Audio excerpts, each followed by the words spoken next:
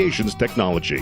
ClueCon Weekly is brought to you by FreeSwitch Solutions, the official consulting firm of the FreeSwitch open source project. Get help from the experts. Visit freeswitch.com. ClueCon, the premier technology conference for telecom, WebRTC, IoT, and all things maker. ClueCon is held every year in Chicago, Illinois, and offers an all-day hackathon and 4 days of technology-rich presentations from developers around the world. Learn more at ClueCon.com or call 877-748-CLUE. All right, guys, welcome to ClueCon Weekly. Today is May the 17th, 2017. Today, we'll be joined by Mr. Brian West. He's going to be talking about FreeSwitch and faxing, things like T.38, T.30, how to set it up, how to make it work, all kinds of other fun stuff related to that. So you guys definitely want to hang out for that. So he'll be joining us here in just a few minutes. First, over to Kathleen for the news.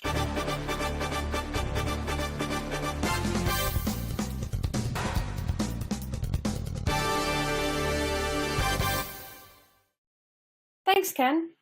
First, we'd like to say thank you to Digibox for joining us as a ClueCon 2017 sponsor.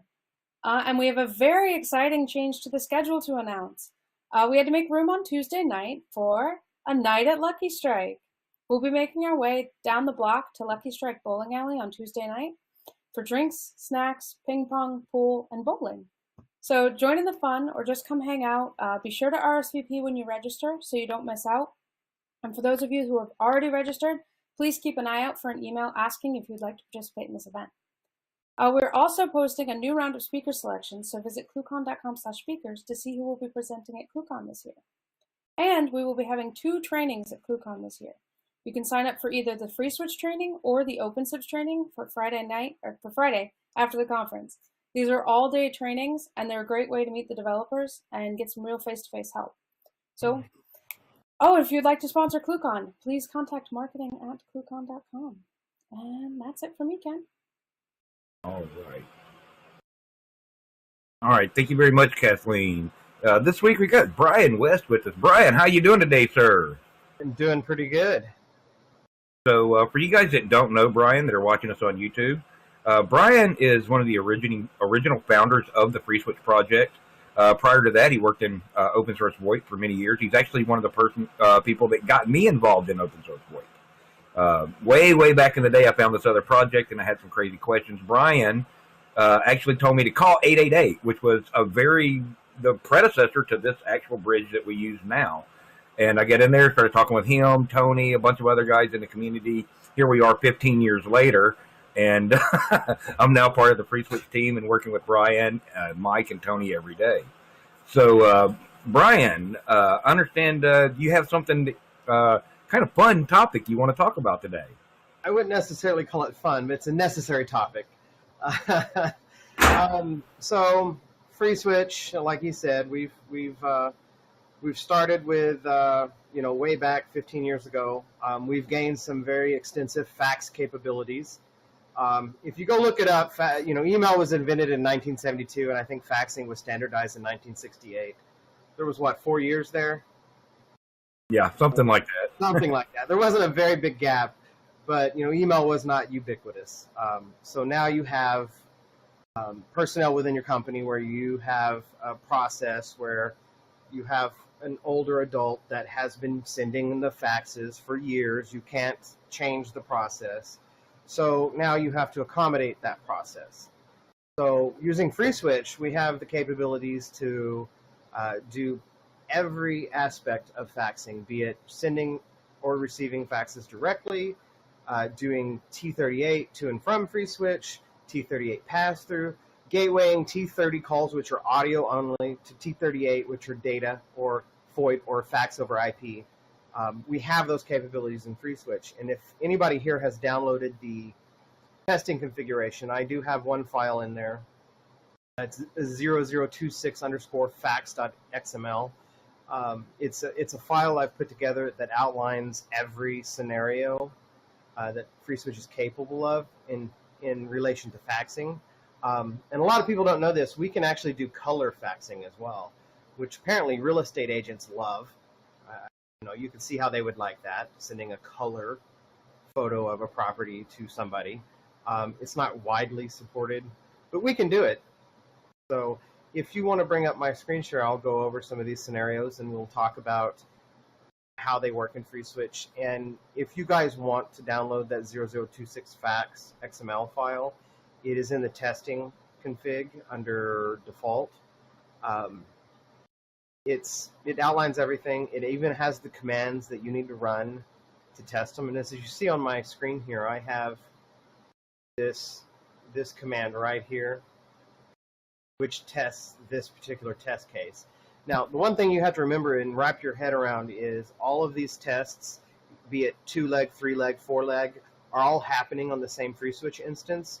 And I know Mike and Tony really love when I set these up like this because it's hard to follow what actually takes place, because you have the interweaving of every leg of the call happening all at once. But these can be broken down and separated out as well. Takes a little bit more to set up. But if you can run these tests within your environment, you can verify that the FreeSwitch faxing infrastructure behaves properly. I think there's 9 tests here. Now this example that we have right here, which is extension 9100 and 9101, is a basic T30 fax. When I say T30, that's audio only. There is no T38 involved, no data.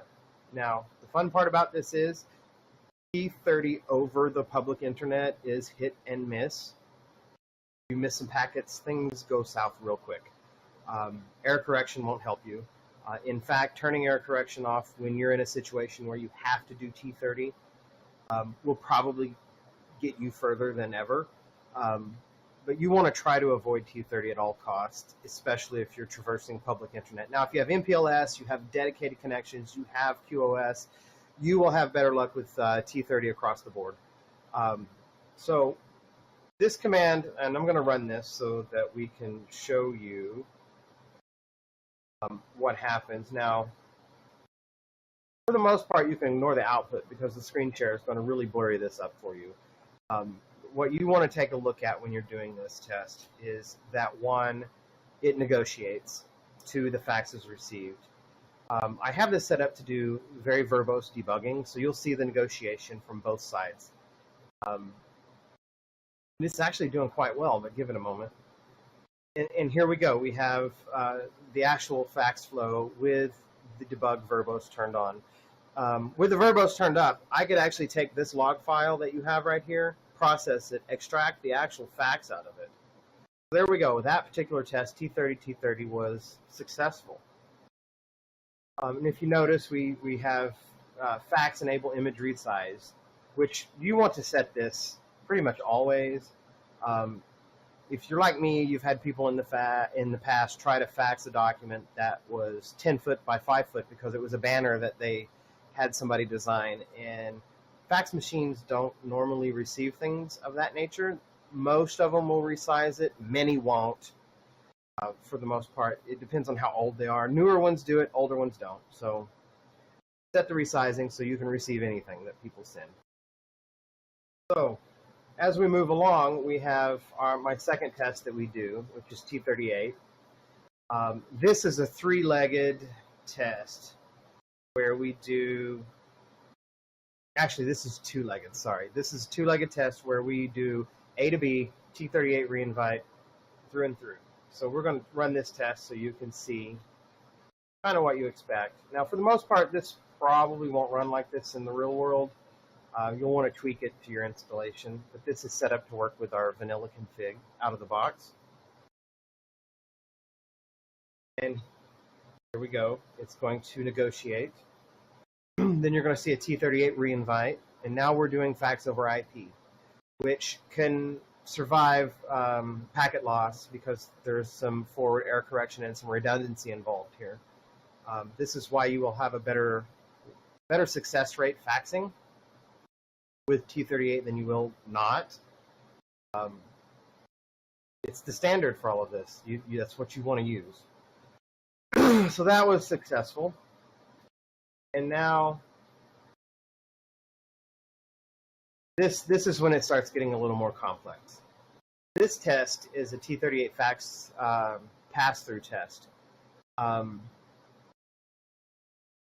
what this does, FreeSwitch itself in the middle. So you have the top leg of the call here, A, middle B. So this fax leg and this fax leg are talking to each other T38. The middle one is just bridging it. So when you're faxing from, say, an ATA to a provider and you're doing T38 pass-through, FreeSwitch is pretty much dumb in this transition. It doesn't know anything about it. It just knows that we're just passing data through, and this was how we originally had T38 working in FreeSwitch before we had the full stack top to bottom. So we're going to run this test. And you'll see it goes through, and if you do a show channels, you'll see actually this four legs, but it's three points, 4 legs. So now we have FreeSwitch talking to FreeSwitch, doing a T38 pass through to FreeSwitch. So RX to TX passing through to FreeSwitch using T38. And it's a bit verbose here because, like I said, you have 4 legs involved. And that was received successfully. Not a big problem. This kind of escalates from here. This is a scenario where, for example, if you have a TDM gateway where you're gatewaying to the PSTN, but you have IP elements behind it that need to fax, you need to convert that T38 call to a T30 and vice versa. FreeSwitch has the capability to do T38 gateway, which will convert T30 to T38 on the fly and make it work. So we're going to do this test, which again is FreeSwitch to FreeSwitch, because it's the easiest test to set up, and these are all readily available in the 0026 fax testing repo, which is in master. And again, it gets very verbose, especially when you're doing the gatewaying. So now we have one leg of the call doing audio faxing and one leg of the call doing fax over IP. And FreeSwitch is handling this completely for you. So moving on from there, you have situations where you may not want to do T38. So this is a test where you can actually refuse the T38 reinvite and fall back to T30. This used to not be the case. This is new functionality as of 1.6.15, which was sponsored by one of our ClueCon sponsors, Telnix, for this functionality, because they needed to be able to do this, and we didn't have it natively. Clear the screen. And now we're going to do that test. You're going to see a T38 reinvite. We're going to refuse it, and the fax is going to continue to be successful, and it's going to continue as T30.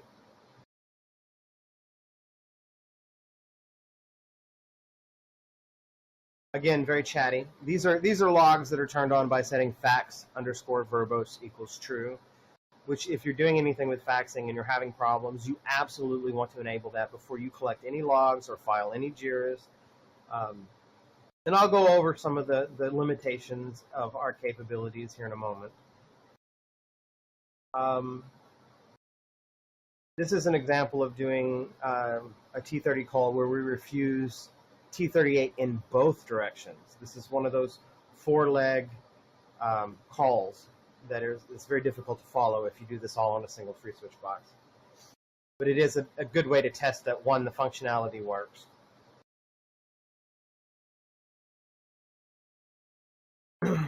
And this goes really quick when you do it all on the same FreeSwitch box. Now, I do have another file that I use for extended testing. And again, when you're testing anything related to faxing, do not, and I repeat, do not always test with a single page fax, because you can have a NAT issue or other network issue, and a single page fax may complete 100% of the time. But when you have somebody throw 15, 20, 30 pages at it, it will fail every time. So always test with a short document and a long document. And in fact, if you look in the scripts Perl, there's a fax.cgi in there that I've set up for doing fax testing that gives you the capabilities of doing V17, which is 9600 versus 2400 BPS faxing. An ECM on or off. When you're testing faxing, you want to test all the combinations, and I think there are about 16 combos you can do on and off of all of the settings that so you can test, because you may get one that works fine. So you want to test everything. And this is test 7. As you look, I have these documented, what they do, what their capabilities are.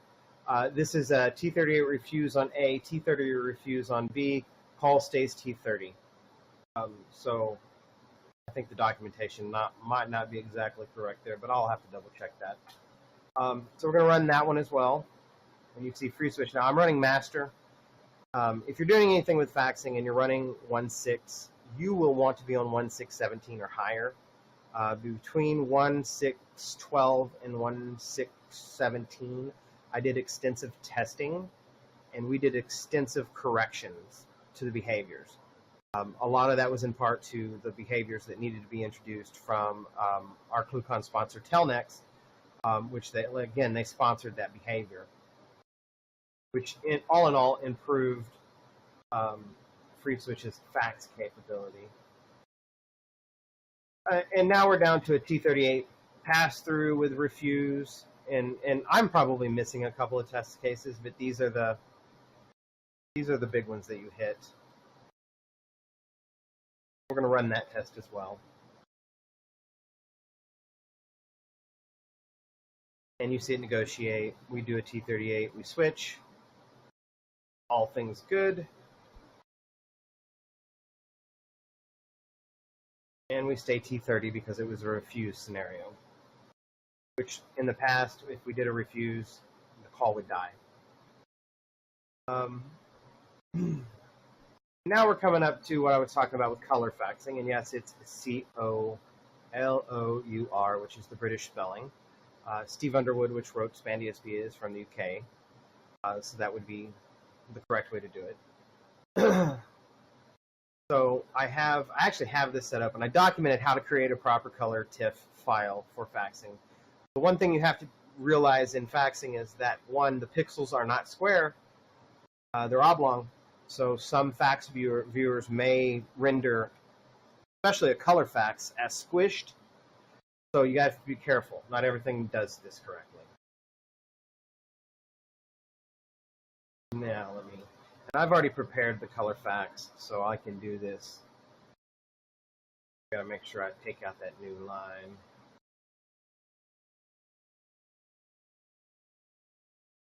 Here we go. Out. If you notice, I use a lot of variables here, so when I install a new box, I don't have to update the actual test case. So it'll expand the local IPv4 adder. And the one thing I do have absent from all my testing is doing this over IPv6. If you guys have not done anything with IPv6, you should take the time and investigate, get involved, and at least run a dual stack network. There's interesting things you will find in those scenarios. The one element that may or may not work correctly with FreeSwitch is a V6 only network. That in itself is kind of problematic across the board. For example, I try to do things on a T-Mobile LTE connection, which is V6 only. It will register to FreeSwitch over V4, but give a V6 contact, which obviously will never work right. You should start working with V6 if you haven't already. Now, another thing you'll notice when you're doing color faxing is it will take a lot longer while you're transitioning or transmitting like 4 times the data. So it takes a bit longer to do. And we're still doing it. And there, it's done. And this is just another basic test that I've performed, which is RxTX to validate default handling. Now, what we should do in this case, this I'm pretty sure will fail. Actually, no, this one won't fail. This one will transition to T.38. Verify it. And negotiated. So it's just another test that worked great. So now I'm going to go over some of the capabilities of FreeSwitch. FreeSwitch can do T30 audio only, which is VoIP. We can do T38 over IP, which is FOIP, fax over IP. We do the T38 T30 to T38 gateway or T38 to T30. It does both directions. It all depends on how you configure it.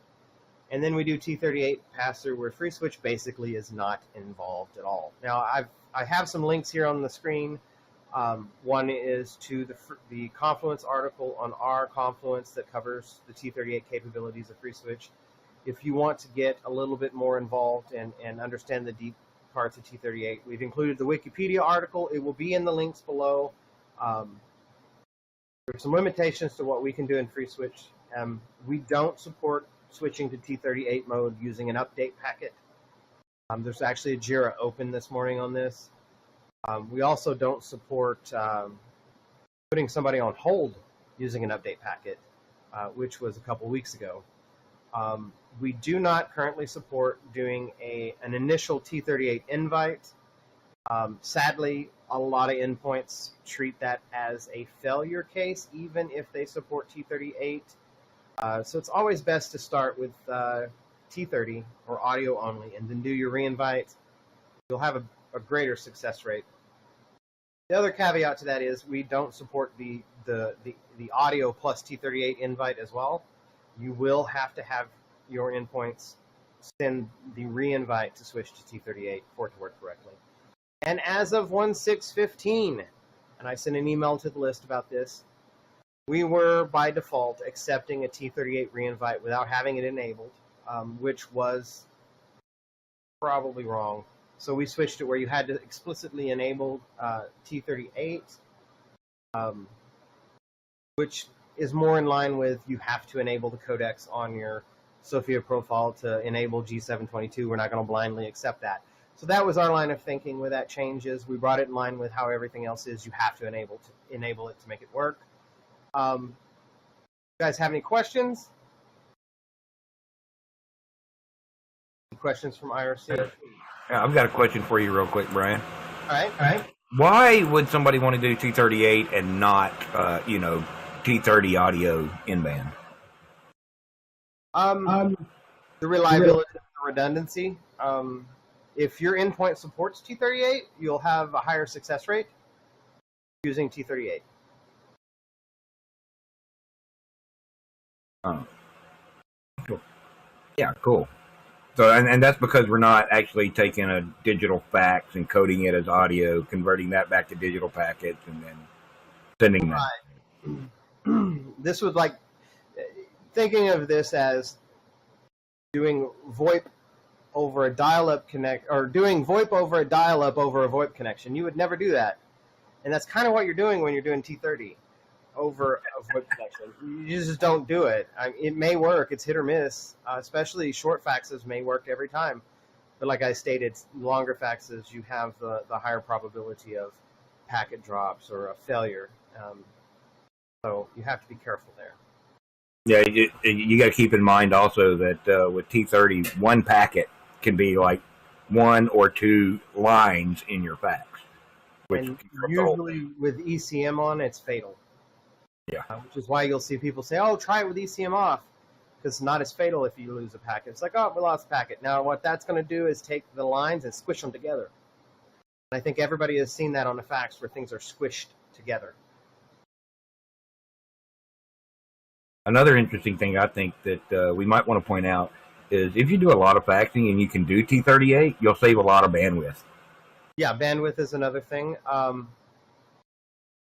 There's also another thing called T37. I don't know if people know what that means. It's storing forward. T37 is very easily implemented with FreeSwitch, where you use RxFax to receive the fax on FreeSwitch, and then you email it out, which is, that wonderful invention that was created in 1972. Yeah, that's actually T37 I know a bit about because I've implemented it in a large network. And all you're really doing is on each end receiving the fax and then emailing it over to another gateway that's going to then retransmit it as normal. Yeah. So it works really good and Cisco hardware and any kind of MTA in the middle that you want to use. The only thing you got to watch out for is with T37, you can't get those delivery notifications accurately because literally the gateway, when you go from a fax machine to your first T.37 gateway, just receives the fax. So it tells your fax machine, okay, I got it, even though that doesn't mean it was delivered. This is an example of where U.S. law has not kept up with technology, because lawyers love those fax confirmations, and in T.37 it's false. No real indication that it was received by the actual intended party. The other element is there is no security over this. So if you're in a situation where HIPAA compliance is important, you will want to tunnel to a provider over VPN or from the endpoint to your FreeSwitch in a secure manner. There are some drafts out there of doing this securely, but you're better off doing it over a VPN.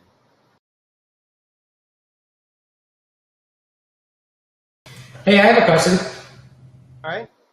So, like, all the old examples used to have sleep in there, and all the new ones don't. Like, back in the wiki, going back, I don't know, whenever. So, what is that, like, deprecated as, like, not a good use to put a timer before the answer? That's mostly me in the testing, not wasting time, because when you do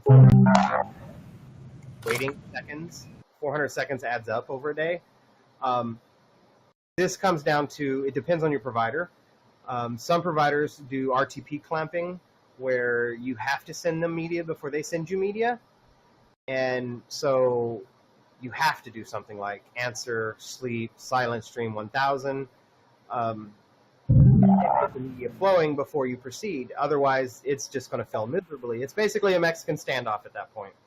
Both ends are going, I'm not sending you something until you send me something. So one end has to send something to get the media flowing. And this comes really apparent if you're doing a hairpin or a trombone call out a provider, where call comes in A and goes out the same provider, and then you're like, why do I don't have media?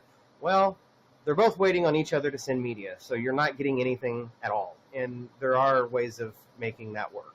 So that's why the examples are like that. It just creates a better experience for end users in the field.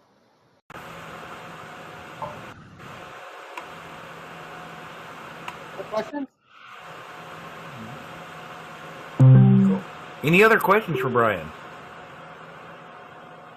Guys are deploying anything with FreeSwitch and faxing, and you run into issues, interrupt issues. You need commercial assistance. You can email consulting@freeswitch.org, and somebody will get back with you, probably me. But we can take those issues on one by one, because they do happen. Interrupt issues happen. There are some fax machines out there that are brain dead. And by the way, you guys got to thank Japan, because we wouldn't have standardized faxing had they not done the push to do it back in the 60s. So before that, their fax machines were not compatible with each other. If you bought one from one manufacturer, it wasn't compatible with another. That all changed when they stepped in and tried to standardize it. But then again, like I said, you still have some incompatibilities due to buggy firmwares, old fax machines. So email consulting@freeswitch.org if you have issues. That's pretty much it, Ken. All right. Well, cool. Thanks, Brian. Thanks for coming in today and talking about this stuff with us. And I know you do a lot of work in this arena. Not Yeah. So it's really cool. So, like Brian said, the links that he had posted there on the screen, we'll be putting down in the notes section right below the video on YouTube, so you guys can go review those. Also, while I'm at it, speaking of Confluence, we still need help on occasion with people updating the docs. So you can email me or Brian, and or join the FreeSwitch docs team mailing list. You can find that at list.freeswitch.org. Join the list, introduce yourself, say what you want to help on. We'll get you edit access to Confluence so that you can help us update those docs, because as devs, we don't always write the best documentation.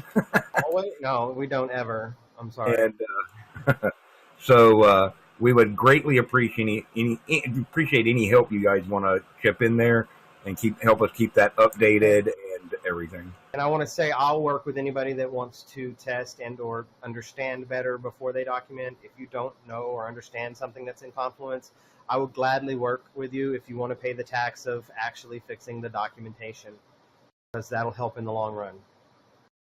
Yes, we all appreciate that. All right, Brian. All right, Brian. Well, thanks, Brian, for coming out today. Let's see here. We've got some more fun stuff coming up in future weeks, so you got to keep an eyeball out for that. Kathleen will be posting those live to we'll be posting those out to Facebook, so you can check that out on the Free Switch page on Facebook, our upcoming events. Follow us on Twitter. You'll get those announcements there, too. At ClueCon for all the upcoming announcements on ClueCon. You can find out who's presenting. We've got the schedule started on that. We'll be updating that over the next several weeks. So follow us on Twitter. You'll see those announcements coming out. We'll see you guys next week. Thank you, and have a good week. You've been watching ClueCon Weekly. Tune in every Wednesday at 1 p.m. Eastern Time, or visit us online. Please follow the Free Switch team on Twitter and Facebook by visiting our site at freeswitch.org.